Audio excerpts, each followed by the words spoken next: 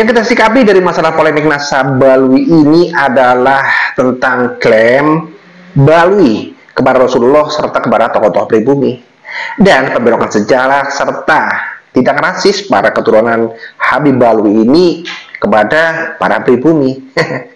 Itulah Balwi. Tetapi tidak hanya Balwi sebetulnya yang melakukan kegiatan semacam itu. Main klaim, biar dianggap sebagai seorang yang punya trah atau keturunan dari orang-orang yang top. Ya, saya sebut sebagai Balwi lokal. Siapa Balwi lokal itu? Ada lah. Assalamualaikum warahmatullahi wabarakatuh. Selamat datang guys di channel Diam Saudara. Pertama munculnya masalah polemik nasab ini berawal dari tesis Kiai Ma'ruf Usman yang begitu miris melihat para Habib Balwi itu secara terang-terangan itu rasis kepada pribumi. Akhirnya ditelusurilah, dan ternyata mereka para Balwi itu nasabnya itu tidak tersambung pada Rasulullah, alias putus di tengah jalan. Ya, mereka berlomba-lomba bagaimana caranya mereka itu disebut sebagai Durah Rasul, sehingga dengan embel-embel Durah Rasul itu mereka akan dawir, mereka akan berbuat semena-mena dan mendolimi pribumi.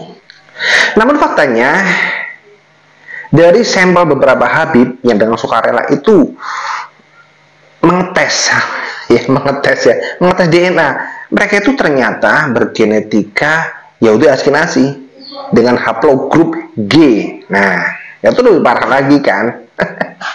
Selain klaim mereka, para Habib Balwi itu sebagai Durah Rasulullah, tetapi mereka tidak puas hanya dengan mengklaim sebagai Durah Rasul. Mereka pun mengklaim bahwa para keturunan Balwi ini ada kaitannya, yaitu melakukan pencangkukan nasab kepada para leluhur Nusantara. Tujuannya apa? Ya, hampir mirip pola-pola Yahudi pada saat menguasai Palestina, yaitu mereka mengklaim bahwa leluhur mereka, leluhur Palestina itu adalah masih berkaitan darah dengan para Yahudi. Nah, di sini pun sama. Para Balwi itu seolah-olah pertalian darah kepada tokoh-tokoh pribumi. Ya, sebut saja contohnya ini adalah Kanjeng Raden Tumenggung Sumodiningrat yang diklaim bahwa Kanjeng Raden Tumenggung Sumodiningrat itu adalah Habib Hasan bin Toha bin Yahya. Jadi polanya hampir seperti yang di Palestina ya. Iya. Jadi kalau saya bilang masalah Balwi itu sudah fix ya. Balwi itu bukanlah Durah Rasul, dan Balwi itu bukanlah trah dari Nusantara. Fix ya. Tetapi tahukah kalian bahwa selain Balwi ya, selain Balwi internasional ya, Balwi Yaman, lah juga loh trah-trah di pribumi ini, di Nusantara ini yang pola-polanya itu mirip-mirip Balwi, yaitu main klaim, berusaha untuk diakui sebagai ya. Jadi banyak sekali tokoh-tokoh di Nusantara ini yang kepengen nasabnya itu menyambung Rasulullah, ya mungkin dianggap sebagai Durah Rasul. Ya, mungkin di sana hanya ada kebanggaan. Ya, walaupun tujuan yang lebih konkret walau alam ya, tergantung mereka pribadi.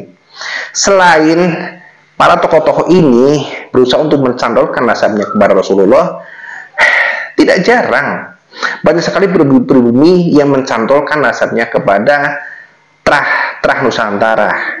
Ya, trah-trah dari keraton.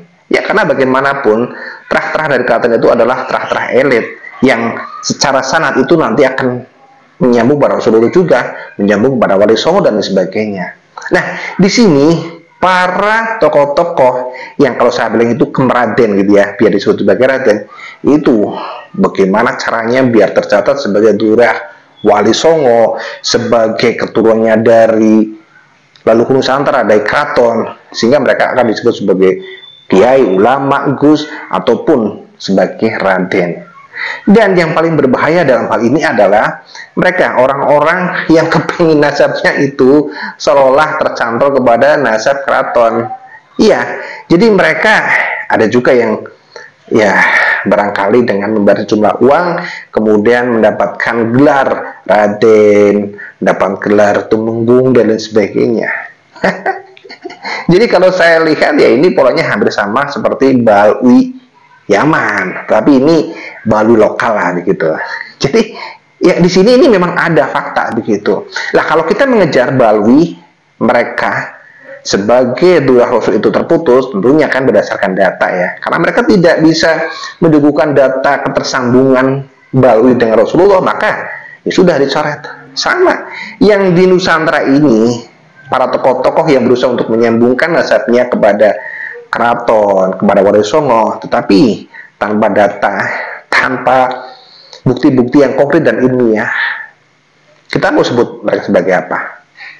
Dan ini memang nyata. Ya mungkin beda lagi ya kalau ada yang bilang seperti sebuah penghargaan seperti DRHC. Kalau seperti itu dengan ketidaktahuan itu agak mending gitu ya.